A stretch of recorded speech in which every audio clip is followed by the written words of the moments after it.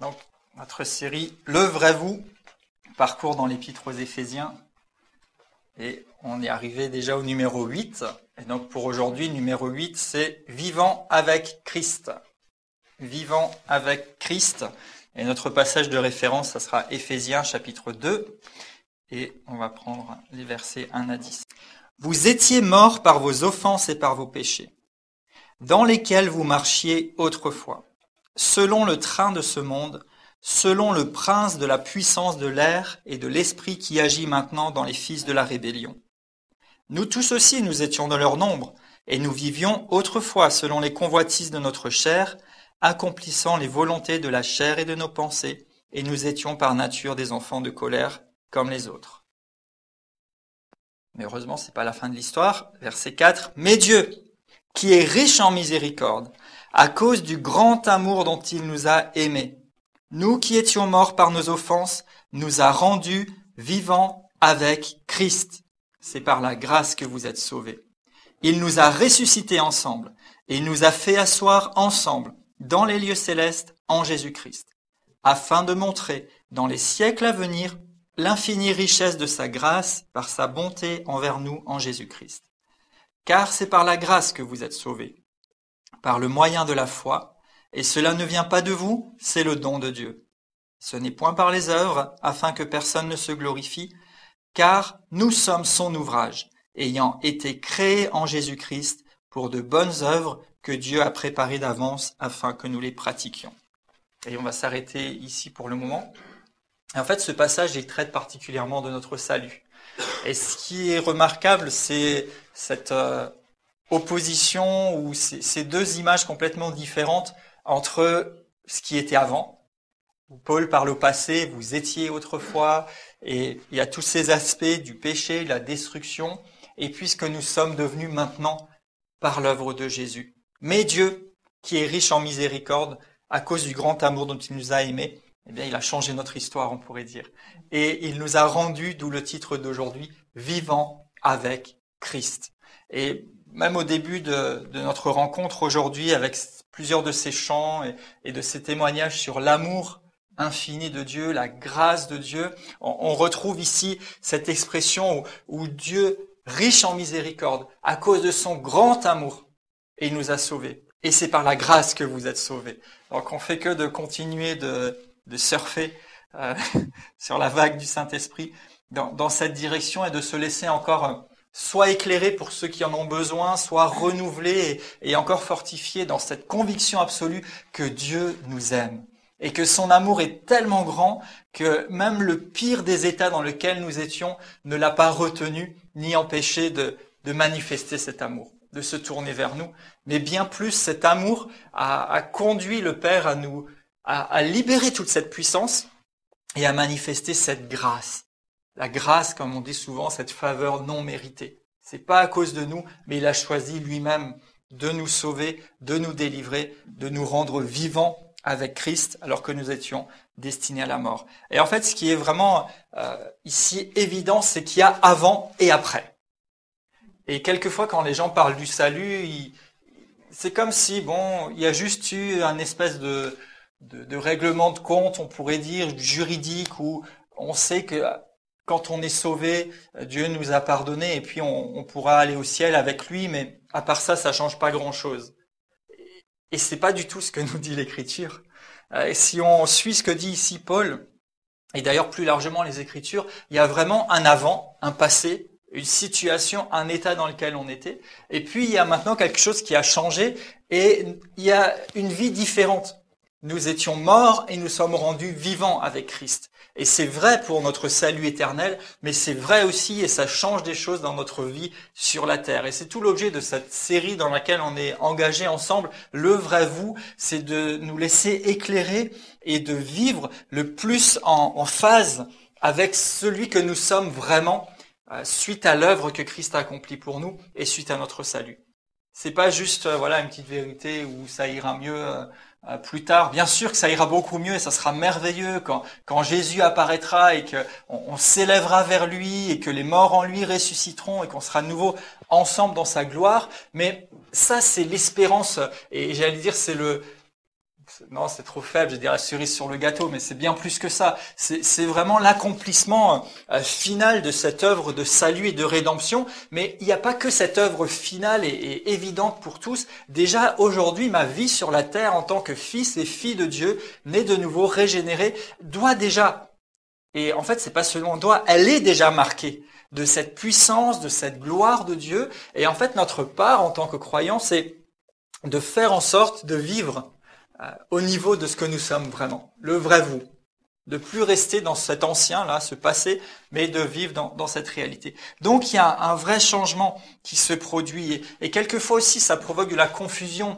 Et je me souviens il y a quelques années, quand j'étais en voyage en Côte d'Ivoire, on avait fait une campagne d'évangélisation, particulièrement dans un village, et on apportait l'évangile et beaucoup de gens, merci Seigneur et gloire à Dieu, acceptaient l'évangile et étaient vraiment réceptifs et heureux de recevoir cette bonne nouvelle. Et en fait, après les réunions, on avait aménagé un moment où les gens pouvaient nous rencontrer personnellement, l'équipe qui était là. Et certains nous parlaient de différentes choses. Et on a reçu un couple, mais en fait, ils disaient, ouais, c'est merveilleux, vraiment, merci de nous avoir parlé de Jésus. On le reçoit, c'est quelque chose de tellement beau, c'est super, on sait pas comment vous remercier pour ça. Et en fait maintenant, on a tous nos fétiches et toutes nos croyances, et en plus on a Jésus. Alors avec ça peut que bien aller. Mais il y a quand même un truc qui clochait. Et c'est justement ce fameux en plus. Et ça fonctionne pas. Et à ce moment-là, il a fallu expliquer que quand vous êtes en Christ, vous êtes une nouvelle créature. Il a fallu expliquer que recevoir Christ, c'est pas juste rajouter peut-être une petite statuette de plus sur une étagère, ou c'est pas juste mettre une petite option en plus à votre vie ou pratique spirituelle. Mais en fait, recevoir Christ, c'est qu'il y a quelque chose de fondamentalement différent et incomparable qui se produit dans votre vie. Et ce qui était avant, c'était avant et c'est terminé. Ça doit marquer une transition et une démarcation évidente dans votre vie, et particulièrement dans votre vie spirituelle et vos pratiques spirituelles. Et merci Seigneur, ils ont été convaincus, ils ont cru, mais ils ont dit oui, mais maintenant il va falloir expliquer ça à notre famille. Et du coup, on s'est retrouvés à se réunir dans la cour de la famille. Et il y avait vraiment tout le monde, avec les différentes générations et le chef de famille, et puis on a expliqué tout ça. Et ils ont accepté. Et merci Seigneur. C'est vraiment merveilleux de voir ça. Et du coup, le chef de famille a dit, attendez alors un moment. Et puis il est rentré dans la case et il a commencé à ramasser tous les fétiches, tous les objets qu'ils avaient fait faire par les sorciers, etc. Puis il nous a ramené ça et il nous a donné ça. Et du coup, avec l'équipe, on a pris ça, on a mis ça par terre. J'ai encore les photos. Tiens, j'aurais pu les amener, j'y ai pas pensé. Et on a brûlé ces trucs-là, quoi. Mais c'était tellement merveilleux de voir comment des personnes ont pu prendre une décision radicale pour Jésus, et ils ont compris et ils ont tout de suite agi sur ce qu'ils avaient compris. Et là, c'était vraiment flagrant et super. Mais ceci pour dire que c'est nécessaire d'aller au bout des choses. Et là, c'était assez évident qu'il y avait tout un monde occulte auquel ils croyaient, et ils étaient prêts à juste rajouter Jésus dans la liste des options possibles. Mais d'autres fois, sans rentrer jusqu'à des choses très occultes, le salut, la nouvelle création, c'est pas seulement une histoire de rajouter quelque chose à toutes nos petites habitudes et notre petite cuisine religieuse habituelle. C'est de vraiment accepter de complètement renoncer et abandonner à ce qui est de l'ancien et du vieux pour recevoir le nouveau qui vient de Christ et vivre dans cette nouveauté de vie, dans cette nouvelle créature et cette nouvelle réalité que nous avons reçue. Et ici, c'est quelque chose qui ressort du passage, et plus loin encore, Paul revient dessus en disant, par exemple, dans Éphésiens 4, que avant, vous aviez l'intelligence obscurcie, vous étiez étrangers à la vie de Dieu. Ce qui veut dire que si maintenant nous recevons la vie de Dieu, eh bien, il y a quelque chose qui change, et du coup, nous devenons inversement étrangers aux choses de ce monde et aux choses de l'ennemi. Mais en tout cas, le salut, c'est vraiment quelque chose de magnifique. Et tout le premier chapitre de Éphésiens, on a vu, c'est comme si Paul, quelque part, nous montrait l'image de ce qu'on a, nous, nés de nouveau. Mais sinon, il vous montre qu'est-ce que vous pouvez avoir. Qu'est-ce que Christ a accompli pour vous? Qui vous êtes en Christ? Qu'est-ce que ça change dans votre existence. Et puis là, au chapitre 2, il commence en disant, bon, maintenant, il s'agit de faire quelque chose pour être au bénéfice de toute cette réalité, de toute cette puissance. Donc, on va prendre simplement verset 1. Il dit, vous étiez morts par vos offenses et par vos péchés. Donc, on était morts. Et là, c'est au passé parce qu'il s'adresse à l'Église, aux gens qui sont sauvés. Mais en fait, pour d'autres personnes, c'est encore leur présent. C'est-à-dire que si vous n'êtes pas né de nouveau, c'est-à-dire si vous n'avez pas, à un moment donné, renoncé à votre ancienne manière de vivre, au péché, au fait de vivre loin de Dieu et sans Dieu, vous êtes toujours mort. Mort par vos offenses et par vos péchés. Mais la bonne nouvelle, c'est que c'est pas la fin de l'histoire. Mais ici, il est dit que les offenses et le péché, en fait, font que nous sommes morts. Donc, vous pouvez être vivant physiquement, mais en fait, spirituellement, vous êtes mort. Vous êtes séparés de Dieu.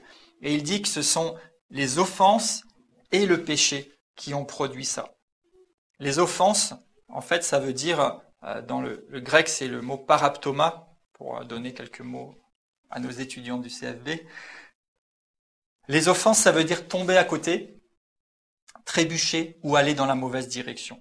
Ça, c'est le mot paraptoma. Donc, trébucher, aller dans la mauvaise direction ou tomber à côté. Et le mot péché, c'est le mot armatia. H-A-R-M-A-T-I-A. Armatia, qui veut dire manquer, échouer. Et en fait, c'est la même idée que si on rate une cible ou qu'on manque un but.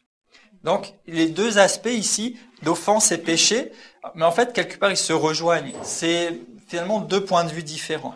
Les offenses, c'est le fait d'aller dans la mauvaise direction. J'allais dire de faire la mauvaise chose ou de faire quelque chose de mal.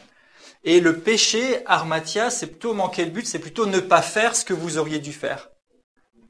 D'accord? Mais dans les deux cas, on passe à côté. Mais voilà finalement la nuance entre ces deux termes. Donc, que vous ayez fait du mal ou que vous n'ayez pas fait le bien que vous étiez supposé faire, dans les deux cas, vous êtes mort. Ça vous a tué, ça produit la mort et ça produit la séparation. C'est pour ça que des fois les gens disent, mais moi j'ai rien fait de mal, pourquoi j'ai besoin de me repentir? Moi j'ai pas tué, j'ai pas volé, j'ai pas fait ci et ça. Mais est-ce que tu as fait la bonne chose? Et la bonne chose finalement c'est quoi? C'est de vivre dans le plan de Dieu. Ça veut dire de vivre en harmonie avec Dieu et de vivre conformément à la volonté de Dieu et pour sa gloire. Donc même si tu n'as rien fait de mal, que tu es resté enfermé quelque part et que tu n'as rien fait à personne, ni en pensée, ni en rien, déjà ça c'est typiquement impossible parce que nous avons la nature du péché depuis notre naissance, que nous héritons de nos ancêtres lointains Adam et Ève. Mais même si on imaginait que vous n'avez rien fait de mal, ça suffit pas. Parce que si vous n'avez pas fait la bonne chose, qui est de vivre en harmonie avec Dieu et dans sa volonté parfaite, bah vous êtes à côté aussi. Donc c'est pas une excuse. Dans tous les cas, vous êtes mort. La mort est entrée dans votre vie. Et c'est ce qui était notre cas à tous avant que nous ne rencontrions Christ ou que Christ ne vienne nous rencontrer et que nous soyons sauvés. Donc péché, c'est manquer le but. Et l'offense, dans le même esprit, c'est aller dans la mauvaise direction. Donc, que vous ayez mal fait ou que vous n'ayez pas bien fait ou pas fait la bonne chose, dans les deux cas, on manque le but. Et l'Écriture dit que tous ont péché et sont privés de la gloire de Dieu. Mais heureusement, c'est pas fini. Le don de Dieu, c'est la vie éternelle en Jésus-Christ. Mais donc, en fait, nous sommes supposés vivre et avancer dans la gloire de Dieu. Le péché nous en a privés, mais le salut nous a redonné accès à cette gloire, à cette communion avec Dieu, à cette présence de Dieu, à ce témoignage vivant de Christ agissant dans notre vie. Parce qu'il nous a sauvés, on le verra un petit peu plus loin dans ce passage, pour que ça serve aussi de témoignage, pour qu'il soit glorifié. Et Romains 8 dit ce qu'il a prédestiné, il les a appelés, ce qu'il a appelés les a justifiés, ce qu'il a justifiés, il les a aussi glorifiés. Donc ça, c'est le plan de Dieu, c'est de mettre finalement sa gloire, sa lumière, sa puissance, son autorité dans chacune de nos vies. Donc si on vit pas pleinement comme on devrait, comme on pourrait, eh bien on passe à côté. Et je veux dire que même dans notre vie spirituelle, ici je vais faire une petite parenthèse, vous pouvez être sauvé, né de nouveau, mais si on ne vit pas pleinement tout ce qu'on est supposé vivre avec Dieu, bah on est en train de manquer le but aussi. On passe à côté de ce que Dieu voudrait. C'est pas seulement ne pas mal faire, c'est aussi ne pas vivre pleinement dans ce que nous devrions. Bah c'est aussi manquer le but. On passe à côté et du coup, on n'est pas pleinement dans la volonté de Dieu.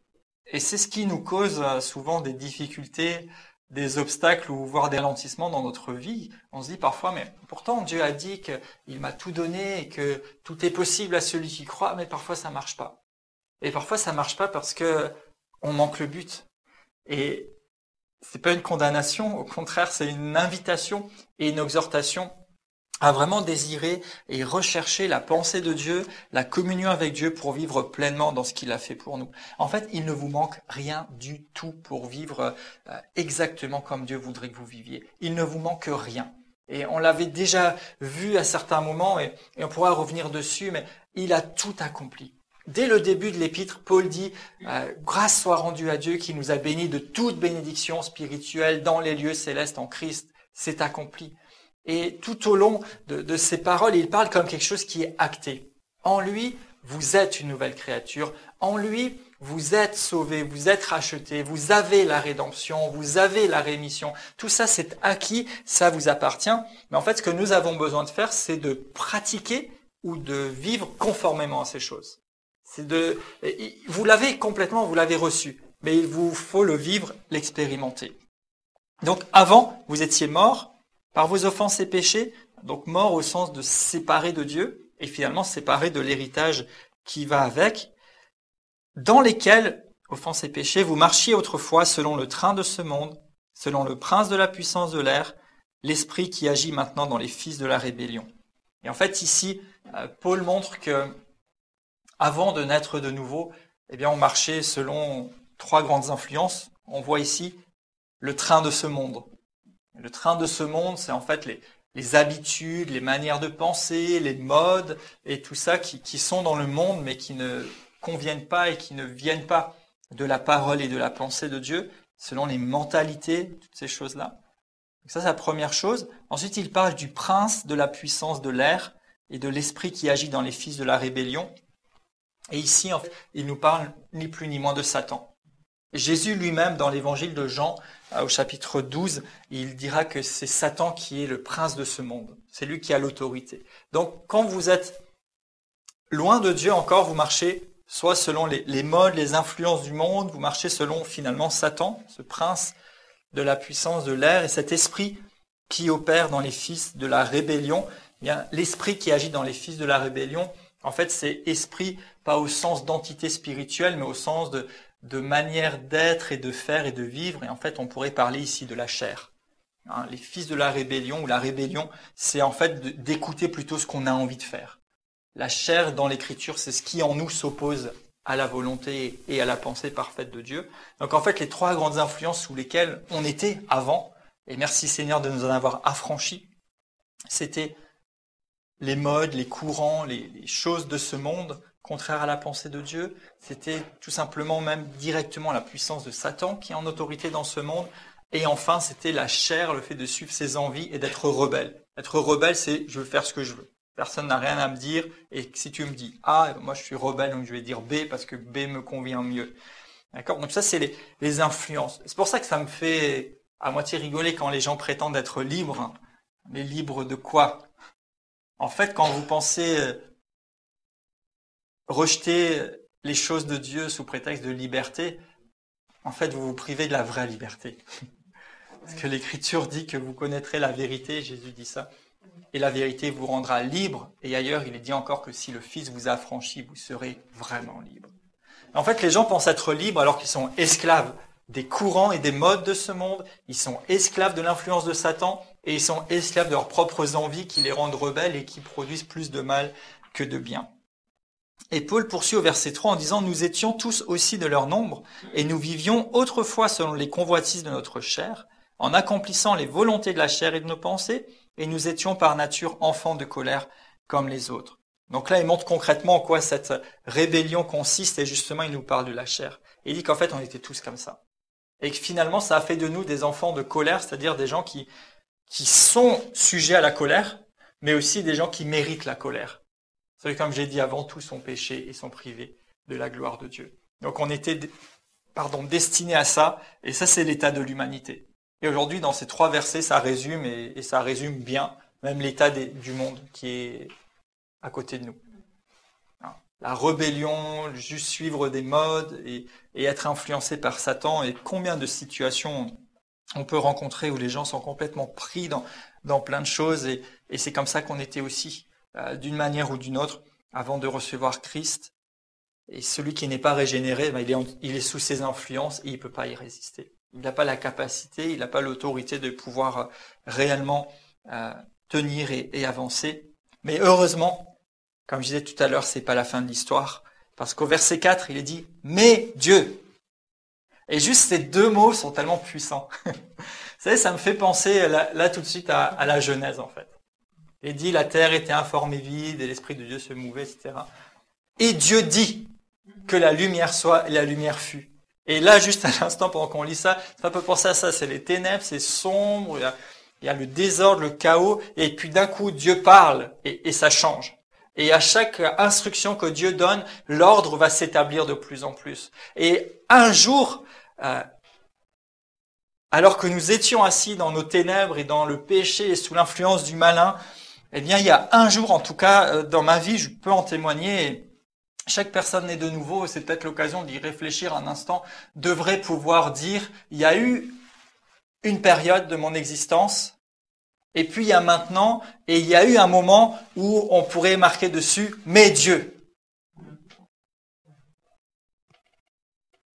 Et chacun a son histoire, et sans forcément chercher des histoires qui paraissent impressionnantes et qui mériteraient un film de cinéma. Et merci Seigneur pour ces histoires-là où des gens étaient vraiment dans des choses terribles, et puis ont rencontré Christ, et il y a eu un changement radical. Mais même si votre histoire a l'air plus simple, il y a un moment où on peut marquer « Mais Dieu ». Et pour moi, c'est en 1993. J'étais pas encore bien vieux, mais avant, je sais ce qui me manquait. Je sais dans quel état j'étais dans mon cœur. Et je suis pas encore vieux non plus aujourd'hui. Et je sais comment je vivais et tout ce qui me manquait et combien j'étais meurtri et combien j'étais déséquilibré, tout ce qui se passait. Mais je sais aussi que pendant ce séjour d'enfants et de jeunesse en Suisse, où on nous parlait du Seigneur, ça faisait déjà des années qu'on me parlait du Seigneur, mais il s'est passé un truc, et il y a un beau jour où j'étais monté chercher ma Bible dans ma chambre, et en sortant dans le couloir, je sais pas quoi, je sais pas comment, si ce n'est de m'appuyer sur l'Écriture en disant que Dieu, dans la richesse de sa miséricorde, m'a manifesté son amour, et je sais que ce jour-là, je peux dire « Mais Dieu ». Mais Dieu est venu. Mais Dieu m'a rencontré. C'est comme si quelque chose, comme si je m'enveloppais, et en fait j'aime les choses douillettes, même. Actuellement, j'aime bien la maison parce qu'on a de nouveau la couette et j'aime bien m'envelopper là-dedans.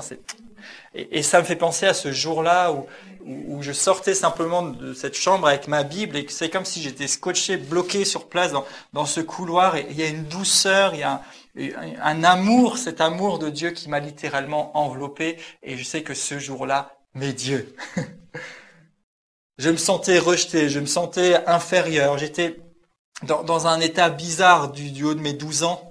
Mais Dieu. Et depuis ce jour, Dieu est mon Père.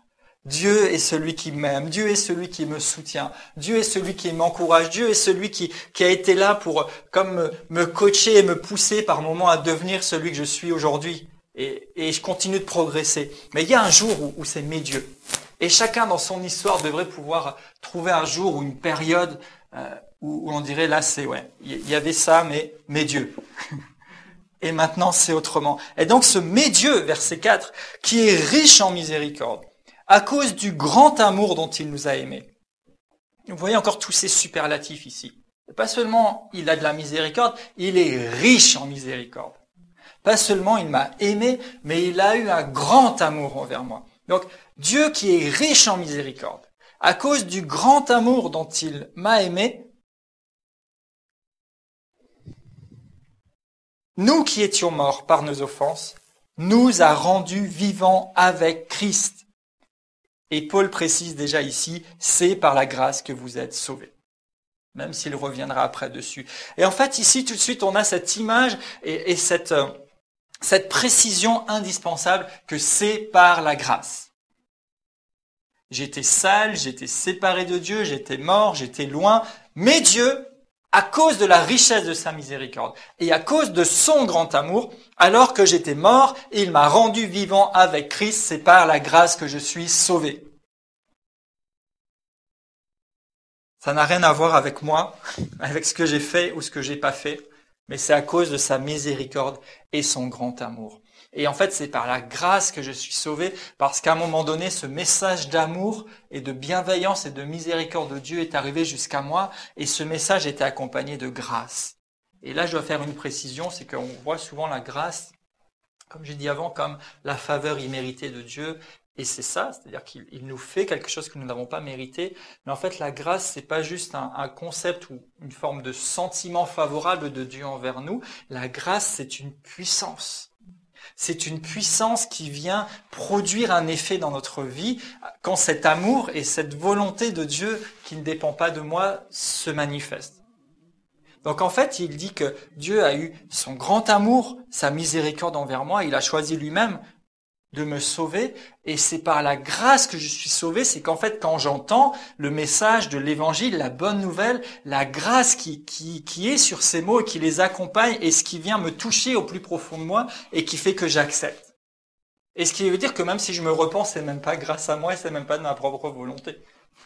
Ça change un peu notre conception du salut et de la nouvelle naissance, où on dit oui, tu dois te repentir, tu dois décider de te repentir et d'accepter Dieu. C'est vrai, mais c'est qu'en partie vrai. En fait, c'est l'amour et la miséricorde de Dieu et cette grâce qui accompagne ce message et qui vient impacter mon être intérieur, qui fait que je me repens et que je reçois la nouvelle naissance. Même si quelqu'un décidait de se repentir et de vivre bien, il n'y arriverait pas si ce n'était pas l'œuvre de la grâce. C'est la grâce qui produit en nous l'énergie et la capacité de nous repentir et d'accepter le salut. Donc même le fait d'être sauvé, c'est par la grâce. Et il nous a rendus vivants avec Christ. Changement radical, c'était mort, c'est vivant. Changement de nature, changement complet. Il nous a ressuscités, verset 6, ensemble. Et il nous a fait asseoir ensemble dans les lieux célestes, en Jésus-Christ. Il nous a ressuscités. Et ici, c'est bien de voir le parallèle aussi avec ce qu'on a vu dans la prière de Paul au chapitre 1er, où il dit que Dieu a déployé sa puissance en ressuscitant Christ d'entre les morts. Donc d'abord, il veut qu'on comprenne la puissance de la résurrection de Jésus. Et maintenant, il nous montre que non seulement il a ressuscité Jésus, mais il nous a aussi ressuscités avec lui, les uns et les autres. Nous qui étions morts par nos péchés, il nous a ressuscités.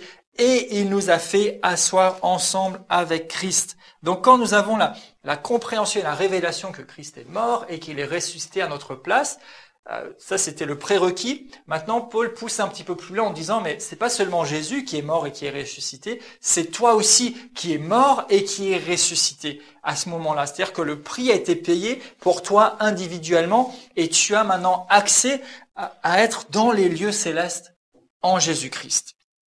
Un changement complet. Alors que tu étais mort, séparé, privé de sa gloire, maintenant tu as été ressuscité et assis avec lui dans les lieux célestes. Waouh! La vie de Dieu, sa présence, sa gloire, l'atmosphère céleste, la bénédiction, la plénitude, toutes ces choses-là sont maintenant disponibles et accessibles parce que je ne suis pas seulement à partir de la terre à essayer d'obtenir quelque chose, mais je suis assis avec Christ dans les lieux célestes.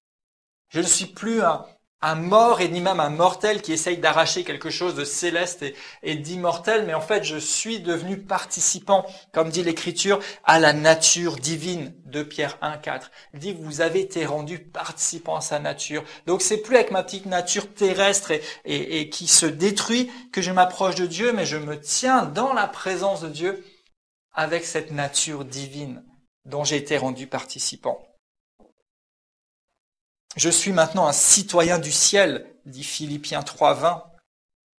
Et 1 Jean 4,17 dit aussi, tel il est, tel nous sommes aussi dans ce monde. Et je souligne quasiment à chaque fois que je cite ce verset, dans ce monde. Donc c'est pas seulement le jour où on sera avec lui qu'on sera comme lui, mais il est dit tel il est, tel nous sommes aussi dans ce monde. Donc il nous a arrachés à la mort et il nous a rendus vivants avec Christ. Et ça change quelque chose dans ce monde, pas seulement par la suite et à l'avenir.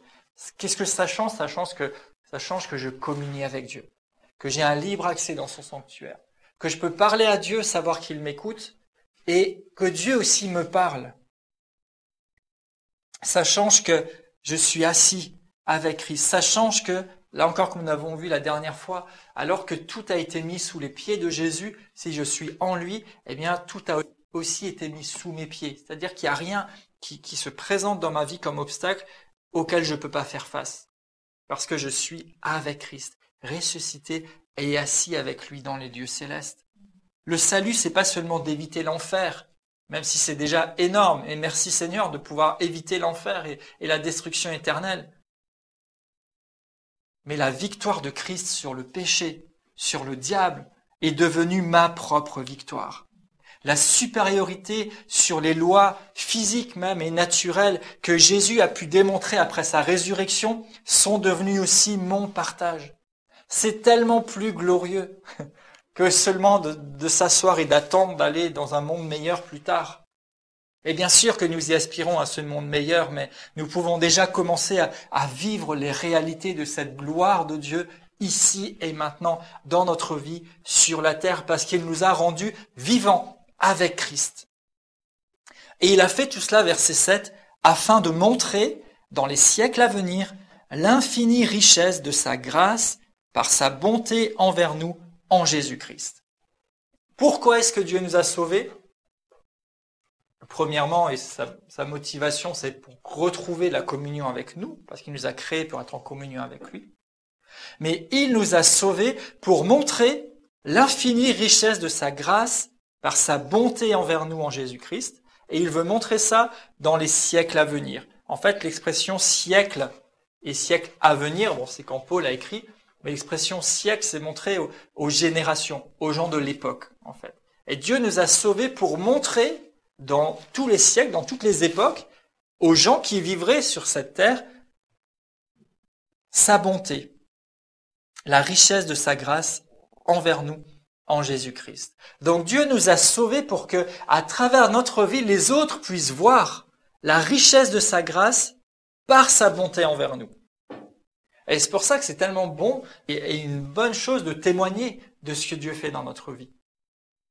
Et de pouvoir le faire spontanément, parce qu'en fait, notre vie et l'œuvre de salut de Jésus-Christ a pour but que le monde voit la richesse de sa grâce à travers sa bonté envers nous. C'est-à-dire que quand Dieu nous fait du bien, c'est bien sûr parce qu'il veut nous faire du bien et qu'il y prend plaisir, parce qu'il nous aime. Et si nous pouvons en témoigner, c'est justement pour que cette bonté de Dieu soit visible, soit concrète, soit manifestée dans ce siècle. Et en fait, dans tous les siècles à venir, que les gens du monde puissent voir la grâce de Dieu à travers ses bontés envers nous. Dieu nous fait du bien et il y prend plaisir, mais cette bonté qu'il manifeste envers nous a aussi pour but que le monde voie la richesse de sa grâce à travers sa bonté. Car, verset 8, c'est par la grâce que vous êtes sauvés, par le moyen de la foi.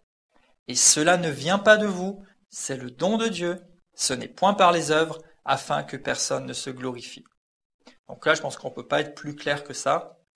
Si vous ne voulez pas comprendre, là, vous ne comprendrez jamais.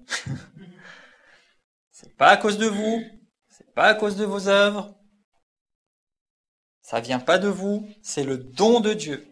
C'est sa grâce, c'est son grand amour, c'est sa miséricorde. Donc si vous êtes sauvés, c'est par sa miséricorde, c'est par sa grâce, c'est par son amour.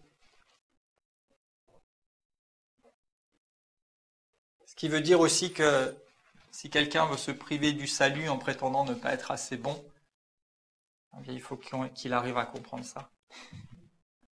Et en fait, quand on prétend peut-être ne pas être assez bien pour être sauvé, eh bien, c'est comme si on voulait se sauver soi-même, ou comme si on voulait être soi-même juge de ce qui est acceptable ou pas, pendant que Dieu, par sa miséricorde, par son amour et par sa grâce, a décidé de nous sauver.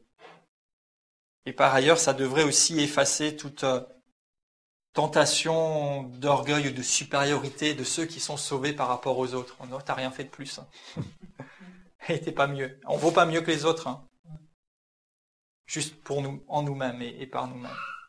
On vaut pas mieux que les gens qui sont dehors. Et c'est pour ça que C'est bon de rester sensible, attentif et disponible à pouvoir partager cet amour de Dieu au monde, parce qu'on ne vaut pas mieux qu'eux et on ne valait pas mieux qu'eux. Ce qui nous différencie aujourd'hui, c'est que nous sommes ce vrai nous, cette nouvelle créature, qui nous ouvre des possibilités infinies, qui nous permet de vivre pleinement dans la volonté, au bénéfice des bienfaits de Dieu, mais c'est pas grâce à nous, c'est pas à cause de ce qu'on a fait, c'est à cause de lui, c'est le don de Dieu. Le don de Dieu. Et il nous a tout donné. Le moyen de l'obtenir, verset 8, c'est la foi. Vous avez été sauvés par la grâce, par le moyen de la foi. Donc finalement, la seule chose, c'est de l'accepter. C'est de l'accepter, c'est de croire du cœur, comme dit l'Écriture, et de confesser de la bouche, et c'est alors qu'on est justifié, qu'on est sauvé. C'est pas quelque chose qui soit centré sur mes propres accomplissements ou sur mes bonnes dispositions. Vous savez, la plupart des religions vous demandent de faire différentes choses pour gagner votre salut, votre ciel ou votre avenir, ou votre paix intérieure ou quoi que ce soit. Mais l'Écriture nous demande, au contraire, juste d'accepter que nous n'avons rien à faire. Et que c'est lui qui a choisi et qui a tout mis en œuvre pour que nous ayons accès à ce salut. La seule chose qu'on me demande, c'est de l'accepter, de le croire simplement. Juste de l'accepter. Ce n'est pas par les œuvres pour que personne ne se glorifie.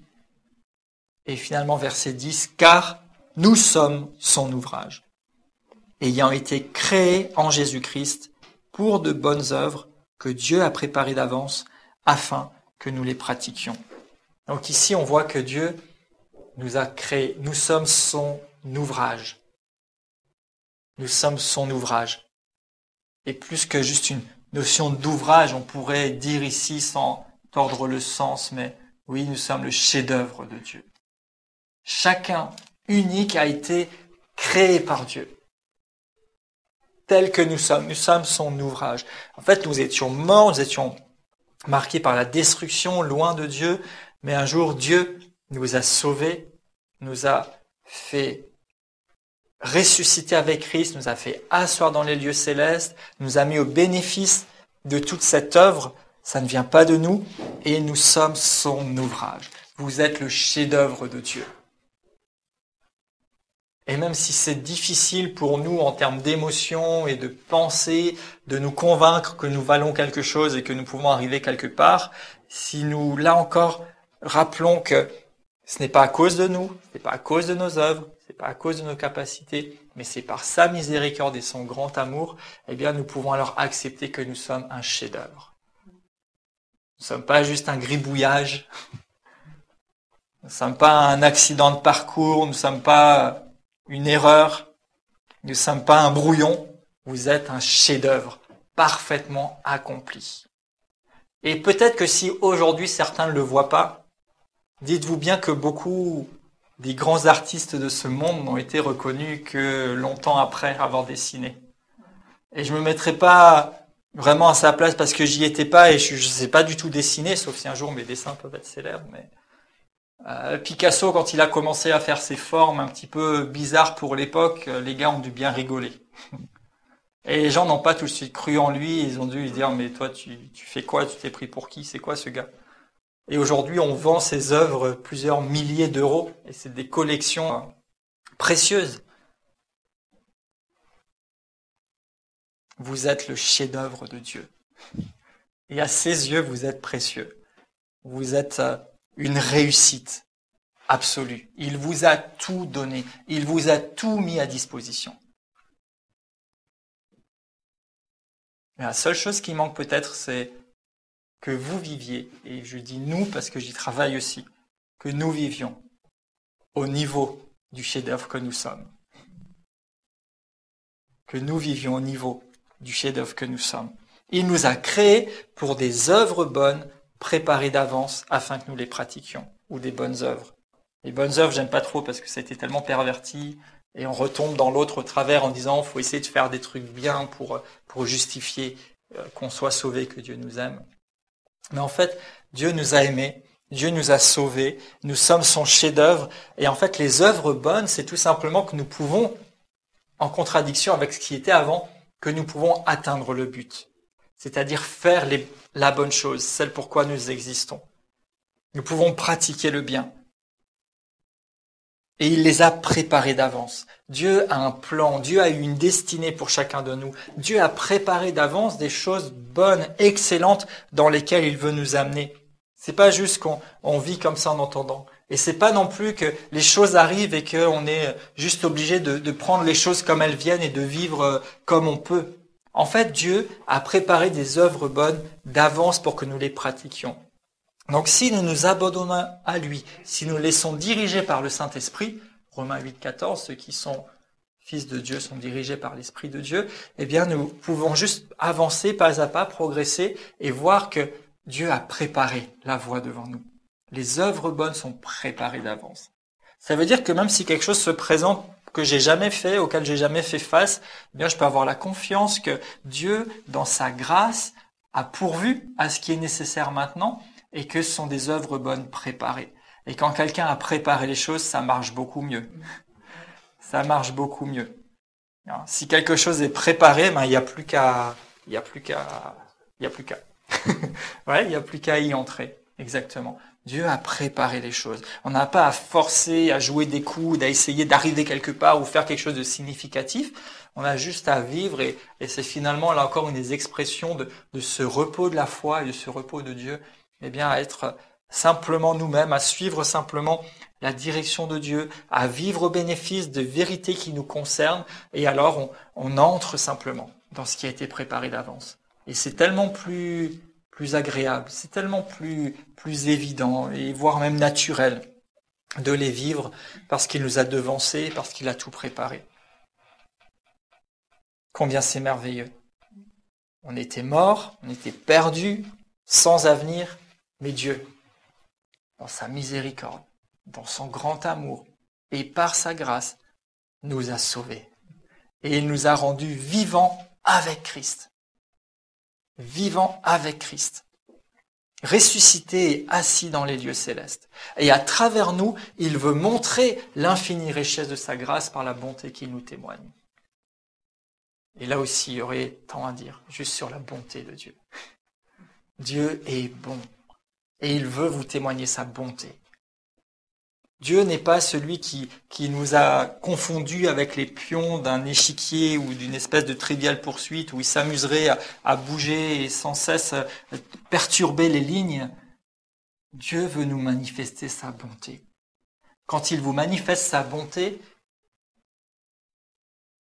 c'est pour vous faire du bien, c'est parce qu'il vous aime, c'est parce que vous êtes précieux à ses yeux, vous êtes son chef-d'œuvre. Mais plus encore que vous-même, il veut se révéler dans le siècle, dans le monde dans lequel nous vivons.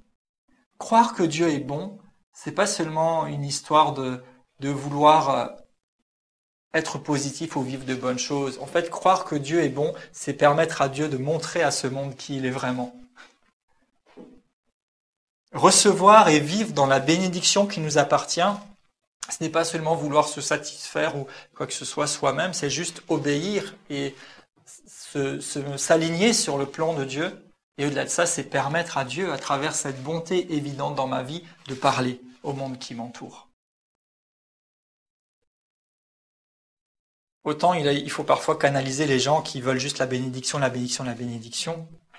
Mais autant parfois il faut aussi stimuler et pousser d'autres gens à dire mais vivez pleinement votre héritage, vivez pleinement dans votre identité, vivez pleinement la bénédiction parce que c'est pas seulement pour vous, même si au passage évidemment vous en bénéficiez, mais c'est pour que le monde qui vous entoure voit que Dieu est bon et voit la richesse de sa grâce envers nous.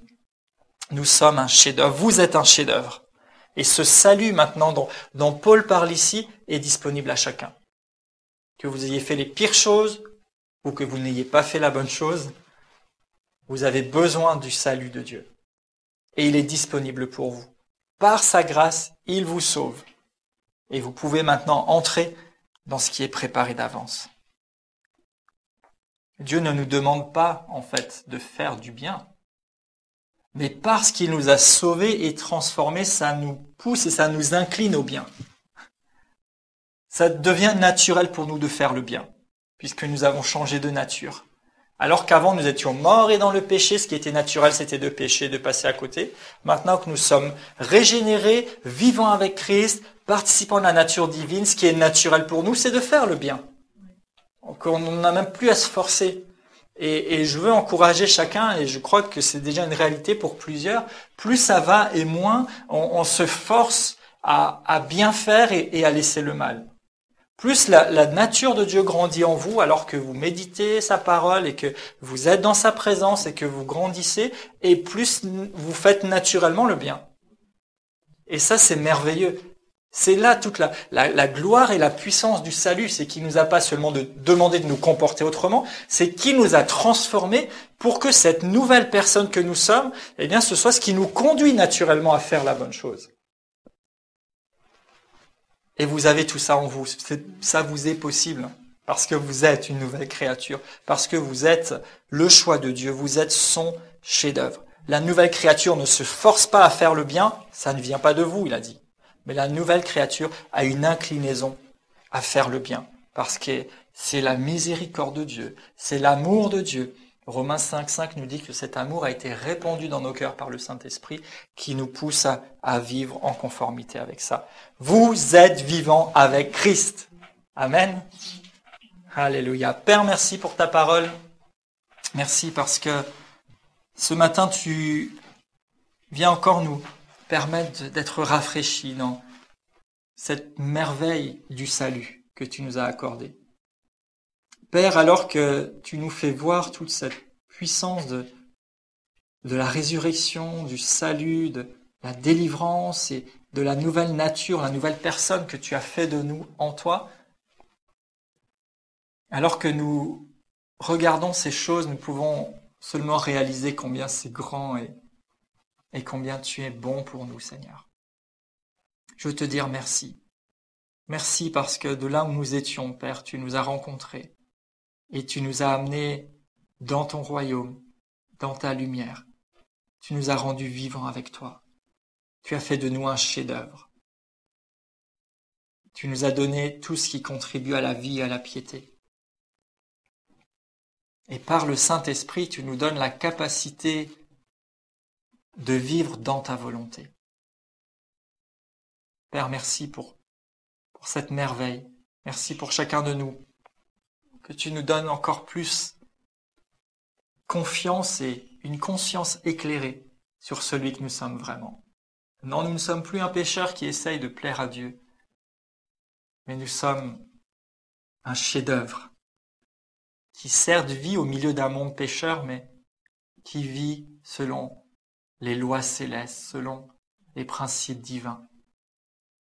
Nous ne vivons pas dans ce monde seulement pour essayer de nous en sortir jusqu'à ton retour glorieux, mais nous vivons dans ce monde pour être au bénéfice de tes bontés, mais plus encore pour être comme un signe indicateur que tu es bon et que ta miséricorde est grande et que tu veux faire grâce encore. Dans ce monde qui nous entoure, dans ce monde ténébreux et où il est si difficile de trouver de l'espérance et de la foi, tu nous as choisis et tu nous as établis. Alors Père, nous voulons simplement accepter et nous rendre disponibles à ce que tes bontés soient évidentes dans notre vie et que ces bontés viennent rencontrer ces hommes et ces femmes qui nous entourent, qui ont besoin de toi et que tu cherches à rencontrer. Merci Seigneur. Merci Père, tu fais des choses si belles et si grandes. Tu as donné un sens à notre existence. Nous vivons, c'est vrai que nous avons notre vie à accomplir et à réaliser, mais encore plus que cela, notre vie a un but tellement plus grand, c'est de te faire connaître toi. Merci Seigneur pour tes bontés, pour ta grandeur et pour ce si grand salut. Merci pour l'amour et la grâce. Et merci parce que nous pouvons maintenant être encore confiants, vivre dans une plus grande attente et réalisation de ce si grand amour que tu as pour nous et de cette grâce infinie qui nous accompagne et qui se manifeste pas après pas alors que nous entrons simplement dans ce qui est préparé d'avance pour nous. Merci Père.